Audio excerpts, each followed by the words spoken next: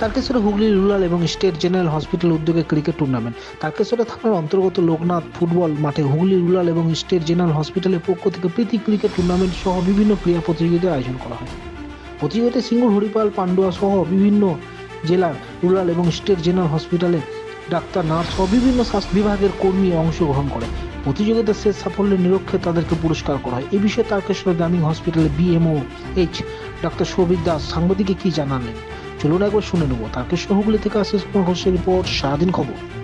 বলো কোন কোন দল আছে এবং কীভাবে খেলা হচ্ছে? আমাদের তারকেশ্বর গ্রামীণ হাসপাতালের পক্ষ থেকে হুগলি ডিস্ট্রিক্টের স্বাস্থ্য ব্যবস্থার সঙ্গে যুক্ত বিভিন্ন রুরাল হসপিটাল এবং sub division state general hospital থেকে আমরা সমস্ত হেলথের কর্মচারীদের নিয়ে একটা ক্রিকেট টুর্নামেন্টের ব্যবস্থা করেছি।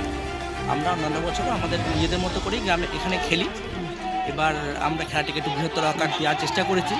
আমরা সাথে নেওয়ার চেষ্টা করেছি হুগলি ডিস্ট্রিক্টের অন্যান্য হাসপাতাল থেকে। এখানে যেমন পান্ডুয়া হসপিটাল থেকে কিছু স্টাফ আছে, হেলথের স্টাফ আছেন, বলাগড় হাসপাতাল থেকে আছেন, সিঙ্গুর হসপিটাল থেকে আছেন, শ্রীরামপুর হসপিটাল থেকে আছেন, উত্তরপাড়া স্টেট জেনারেল হসপিটাল থেকে আছেন, আমাদের তারকেশ্বর গ্রামীণ হাসপাতাল থেকে আছেন। সব রকম সমস্ত হেলথের কর্মীদেরকে নিয়ে আমরা সেই ছোটো করে একটা নিজেদের মধ্যেই খেলার ব্যবস্থা করেছি। প্রতিযোগিতা অবভিয়াসলি একটা টুর্নামেন্ট হচ্ছে, প্রতিযোগিতা আকারে হবে, কিন্তু এটা মেনলি এটা প্রীতি ম্যাচ হিসেবেই আমরা খেলছি। কতগুলি টিম আছে? আমাদের টোটাল 6টি টিম আছে। আর কি প্রাইজ আছে?